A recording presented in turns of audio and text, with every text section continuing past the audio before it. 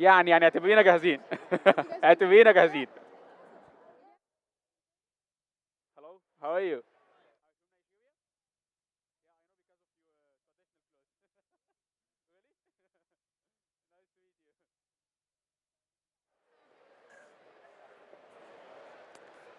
So, good afternoon, everyone. It's a pleasure to have you here. My name is Sharif Rifai, and I have my colleague Hatem Aznaq from Morocco. We would like to welcome you in our today's youth circle about the road from Sharm el-Sheikh to COP28 in Dubai. Our today's youth circle is organized by the Arab Youth Center in collaboration with the Arab Youth Council for Climate Change. Now, I'll leave the floor for my colleague Hatem to start the discussion. Thank you so much, my friend Sharif Rifai. My name is Hatem Aznaq. I am council member of the Arab Youth Council for Climate Change. This is a new mechanism in the Arab region that ensure the participation of young people and make their voices heard in the process of the framework of climate negotiation, climate action engagement. And today we have this youth circle to discuss with young people from different continents, countries, and perspective through to COP28, because the United Arab Emirates, under the leadership of His Highness Mohammed bin Zayed Al Nahyan, that young people should to have a meaningful participation, not only in the events, but also in the process. And today we will discuss the COI, the COP, and what your perspective, how we can have this process. Because we know what kind of obstacles you faced in all the COPs. And UAE tried to have a participatory approach that young people can be involved from the beginning to the end. And this is the right way how we can say young people are involved. Then we can discuss many topics, climate finance, loss and damage. And you see today the negotiation, we still wait the updates, the results. That's why this youth circle, we can have a great perspective how young people can drive the ambition to deliver climate action. We will open the floor and to give you, to express your views and what are you waiting from the COP28. Every day we see how young people invest their time, passion and knowledge to make our society sustainable, inclusive. But to leave no one behind, we don't have a planet B, we should not be a plan B. Then the floor is open and we can have a different perspective from a different continent and views. Okay, go. Okay, so I may start. With two views or perspectives or maybe wishes for the next COP. So the first one will be that we know for instance at COP27 the agendas of most of countries have been prepared before coming to the COP. So even though we are here as youth, even I'm here with the party overflow badge, following on my negotiations with my delegation, that's not going to change a lot of things because the agenda is already set. They already know what to say. So the youth needs to be included, during the preparation of the agenda before COP. And I don't know if it's possible that the youth may, I don't know how can the UAE do this, but invite all the countries to call the youth during the process of the preparation for the agenda, so they will be briefed, maybe they would be heard and also include the decision-making process. And my second, let's say also maybe suggestion is that we know that observers, they don't have the right to access to a number of negotiations.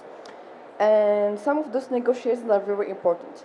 And we have some youth who are with the party overflow, for instance, and party badges, so they can access to those negotiations.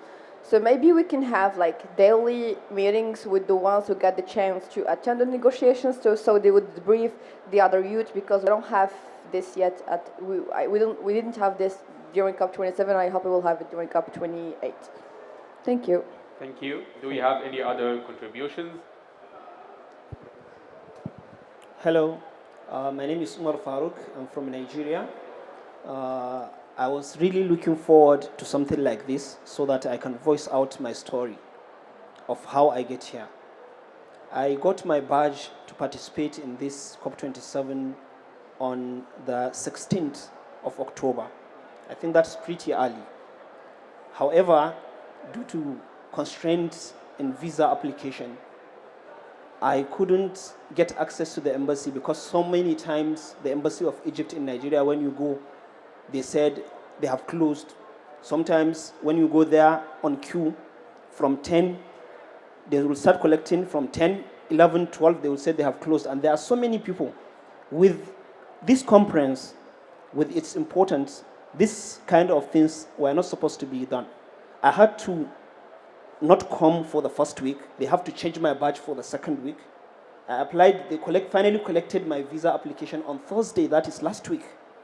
I even had to go to the embassy, and leaving my own state to the capital city for the visa is another cost. I had to stay there for like 4 nights to collect the visa. I hope this is what UAE will try to remedy in COP28, because involving youth to participate is a good thing, but you can't participate without a visa. Without a visa to enter someone's country, you cannot participate. It's like you are denying someone the opportunity to voice his own opinion, talk less of even participating in negotiations. Thank you very much.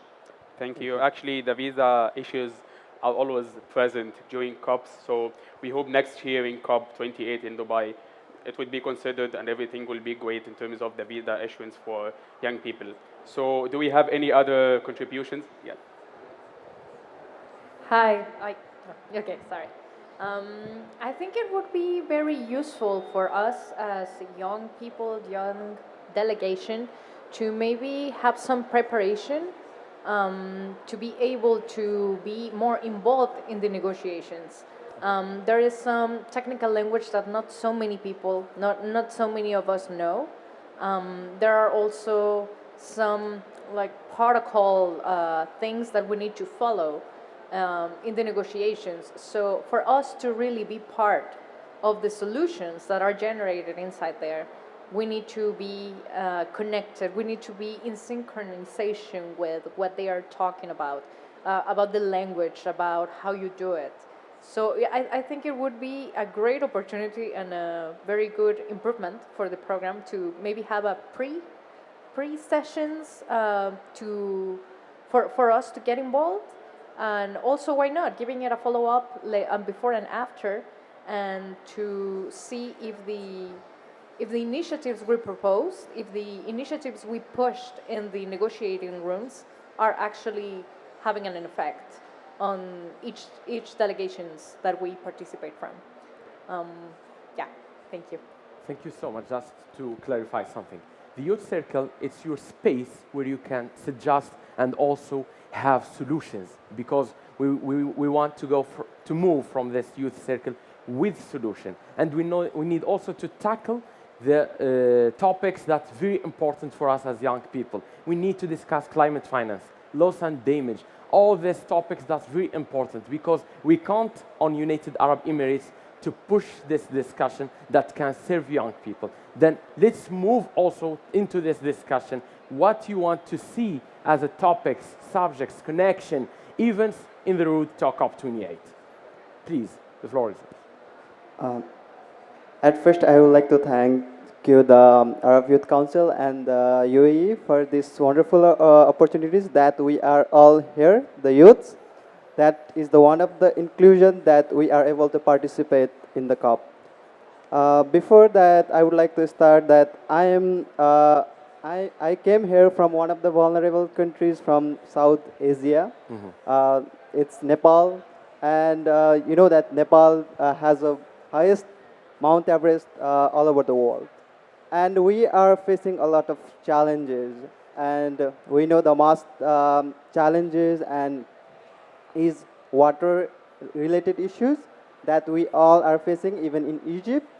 And beside that, the global warming that is continuing in raising and raising, and there again the ice of mountains are melting and melting, and it is really impacting us. I came from the poor. I mean, it's not. I cannot say poor, but I came from the indigenous community where it's a little far from the city, and there is a access of water in my village. But if we just go to the city, then it is really hard to have access to water.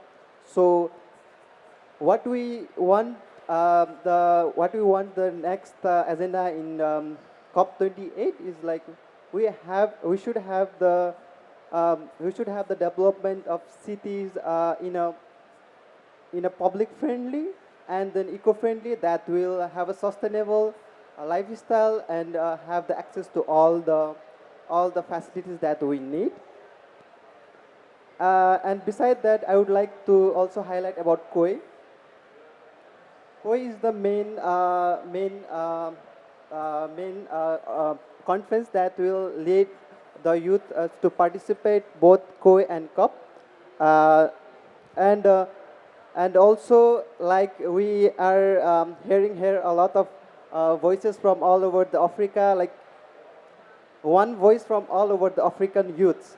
So what we want is also same at the UAE at COP28, COE 18 and COP28, that all the Asian should have same voices for the uh, climate action. And also we have been before the COE, global COE, we have seen a lot of RCOE, ALGOE from different countries. Like we have seen a different RCOE, like even more impactful than global COE, that they have a huge participation of huge participation of youths, and also not only the participant, but they had really done the real impact, like planting the trees, releasing of like sea turtle, turtles in seas. Those are the real action that youths have taken during the ARCOE, and I think um, we can also implement that in next global COE 18 and maybe in Okay. COP28. Like not only doing the like regular conference, like going to the different sessions and hearing them. It's like it's important to discuss, but it's we cannot only limit to the discussion, because we are working in local level to cover, I mean, to have a real impact, like plantations, to really aware the young peoples, like who don't know about what really climate change is and how they are affecting their livelihood, and how their future are gonna be like. That's So great. We will move from this idea to give the floor to other people, because you have many people are sure. asking for speaking. Then we'll move to give the floor for you. Yeah. Hello, everyone. My name is Nadia Khalif. I'm ethnically Somali, and I got my badge from the Somali delegation. However, I noticed that within the Somali delegation, there isn't any other Somali youth, so technically, I'm the first Somali youth delegation. And so I've met with the Ministry of Agriculture, the Ministry of Environment. I've met with Somali parliament members, but while talking to them and discussing with them, I've been trying to advocate for a youth advisory board for next COP, so that more Somali climate champions who are based in Somalia can come, youth especially, because there are not a lot of youth Somali voices at COP. Thank you so much for your contribution. Now we are moving to another contribution from which country? UK. Can you give her the mic, please? Thank you. Hi, so my name's Zoe. I'm from the UK, but I'm work on a campaign called Mock COP, which is international. I think what we as a campaign want to see next year is more stuff around climate education on the official program. So in COP26, we were the youth partner for the ministerial summit on education, and invited education ministers to be part of the discussion, because we see lots of environment ministers at COPs, but not education ministers who have more control over the curriculum. So we would love that to be again a part of the official program, and for UAE's education minister to be there. And we've kind of started to try and have conversations with them, but obviously we would like UAE youth to be leading on that with other youth from across the world as well. Thank you. Now moving to our third discussion point in our today's youth circle. We want to know from your own perspective how to ensure the youth-led climate action is sustainable between COPs. Yes?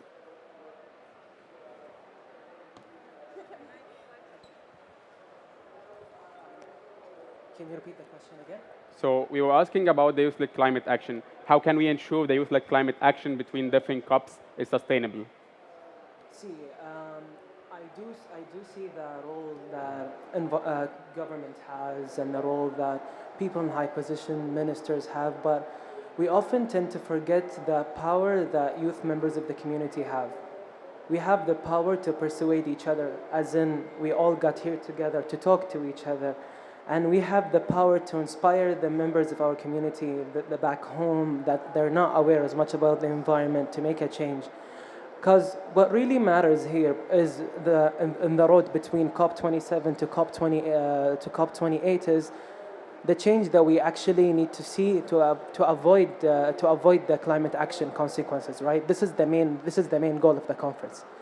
So as youth members of the community, we should try our best, because if every single one of us did their part, then our environments and our societies will be more aware, and they will be able more to achieve sustainable development.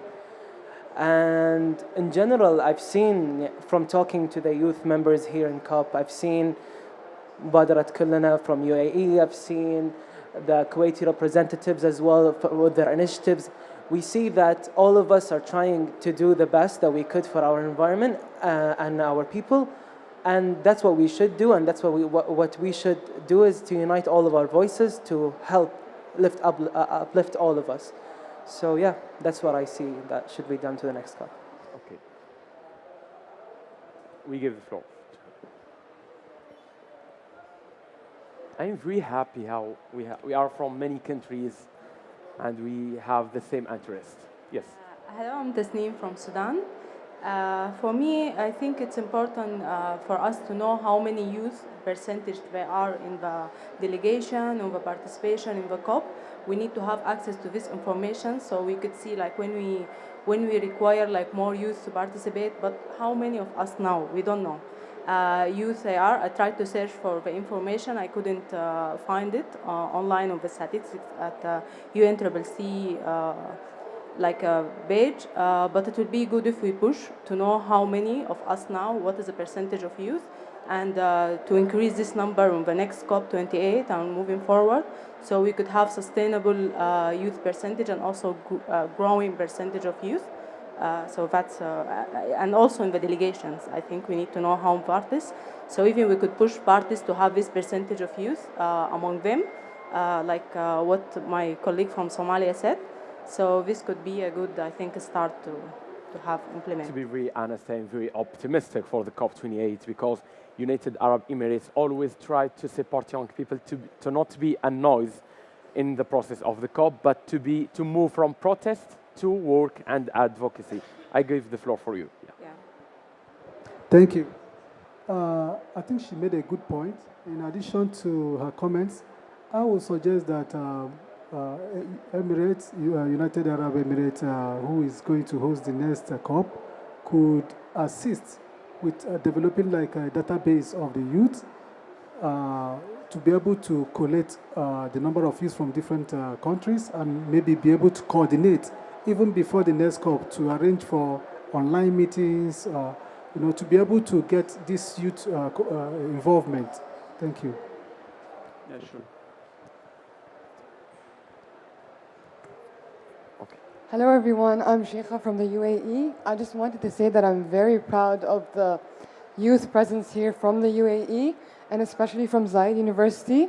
We made sure for our voices to be heard, and mashallah we're a group of 14 plus students and we made sure that we get to COP26, 27, and inshallah in COP28 we'll see more of you. And reiterating to what all of you said, it is really important that we all connect together and work together for the common goal. We need connection, and that's how we move forward. And I agree with what you said of how we need to see how many of the youth are actually participating. Thank you. Thank you so much. Thank you. I give the floor to her. We have many ladies today. First of all, thank you for having us here, and thank you for having all this diversity around us. I'm Kenza Ben Moussa, representing Morocco here, and trying to establish the program of the Young Negotiators with the Moroccan delegation. and we are pushing toward that. 2 days ago, we had a panel about Arab youth attending the COP 27, and from the interaction with other youth, it's the same thing that had been said here. There are a lot of youth that are very engaged, activists, and they are doing a lot of great work, but we never hear about each other's. We don't know each other's. And we can together do, if we connect the dots, we can do very incredible projects. We have our regions, the MENA region, have the many youth, the large amount of youth, and we just need to know how to build capacity for this, for those youth, how to enable them to be stronger and be able to attend these international events. So if today I have the chance to be here, many other youth couldn't make it here because they didn't find the funding to come here. Another thing is I've been exchanging with a lot of youth around, and for the ones who attended the COP for the first time, they were saying they're kind of lost. So it will be important to have a preparation for them, like a toolkit before. Like if it's your first COP, welcome to that. But there is like a toolkit that you can learn about the Article 6, about the loss and damage, about some important negotiations that are going on, and also how to benefit from your here at COP. Like try to come to the COP with a project, try to come to the COP to do some networking, to co-create with other youth and other people from different parts of the world. Thank you. Thank you. So, the Article 64 of Glasgow Climate Pact after COP26 urged the countries and parties and the stakeholders to ensure young people participation and engagement in different COPs. That's why we can see this year in COP27 a large number of youth participation, and it's the largest in the COP's history. So how can we ensure the largest participation and the largest engagement of young people in this COP and the next COP are effective, not only in terms of the number, but also in terms of the outcomes? Do we have any? Yes, we have. Yes. Hi, my name is Riyam Halmi. I'm from Egypt. Some of you have met me before because we have been trying to overcome the same challenge when we were organizing the conference of Youth 17. Youth participation is always important. Our voices to be heard is always essential and empowering to all the processes. We cannot depend only on support from government or UN organizations. We need to find our own ways to find the support. We need to write letters. To be a change maker, it's not a thing that just appear within a day. It's a training. It's that there is a change. You need to make an influence. So you need to write a letter to companies, private sector, because as they are part of the problem, they should be part of the solution.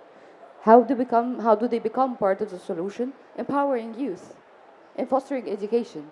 Of course, we need to think of the right private sector companies if we would like to engage the solution in terms of transparency, carbon dioxide emissions levels, zero waste, and all the factors that we all believe in when we are choosing or implementing some solutions, so that we can foster more dialogue and empowerment of youth participation. We need not only to write letters for our own selves, we can be groups, as you said, to connect. If we're connected with each other, we can form small networks, even a network of 3.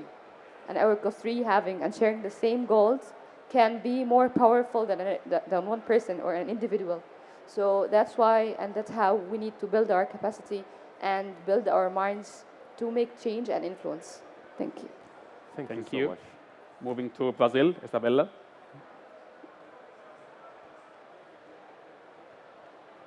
I think the first step to bringing youth into COP is actually giving them the opportunity to be here. So a lot of organizations suffer from problems such as doesn't get badged enough to bring all people, doesn't have funds enough to bring all people. So the first step is actually bringing people into here, open space into youth organization. Hearing their voices means that they need to be here. They need to be present in those sections, negotiation, being able to actually talk with head states government and people who are important. That's how we can, this is the first step. This is necessary so we can actually make a change. We need to be in here. And it's so hard to be in here. A lot of people have the problems of, as I said, not having badge, not having fundings. Usually COPs happens in very expensive cities, so mostly people from the global south end up not being able to be here because they don't have enough money to be here. It's so expensive to stay 2 weeks in a city such as this one.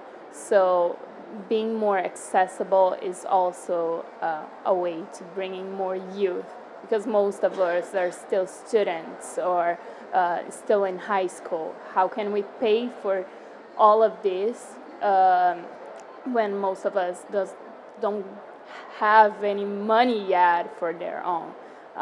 And yeah, those spaces as well, like badges and everything.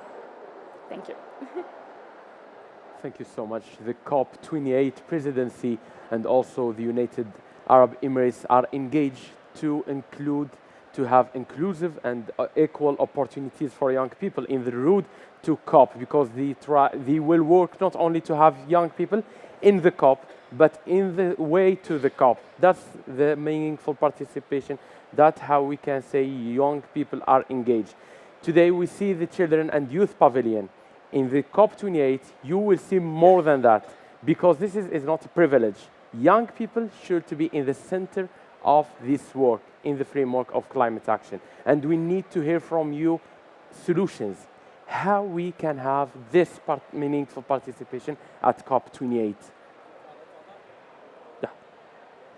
I absolutely love what you said, and I absolutely support, and I would like to echo that. I think as chaotic as what I'm about to say would sound, I think at COP28, after 27 years, we should have a requirement that every country or delegation brings youth, however that looks like. And it has to be a program for everybody. Again, however chaotic that sounds. Because the youth has to understand what they're walking through and how things are and how they're going to contribute to society itself. A lot of the youth right now, what we're seeing in schools is they're studying a lot of subjects, but they focus and zone in on one subject, but they have the backbone of the others. However, in, let's say, the environment, one of the things, first of all, I'm Yusuf Ramzi from Kuwait. I'm from Kuwait Environmental Protection Society. One of our projects is the Green School programs, which we educate the youth about the environment, and we went as far as editing the curriculums, right? In doing so, I'm giving the youth knowledge about the environment so that when one of them goes and holds a higher position, they can make a step calculating and understanding how they're going to affect the environment, correct? But I can't always bring them everything about their country. They need to explore outside. They need to explore COP27. I can't always take that one chair from an expert, from a professor, from a doctor to give to a kid. There has to be a special spot for them here. I have to take them, a group of, let's say, 5 people, a selective I'll choose. 5 people, come here from, let's say, a range of age range, specific age ranges. You learn this, you learn that, you do this, you do that, go explore this, go to the green zone, have fun. The green zone looks insane, I love it.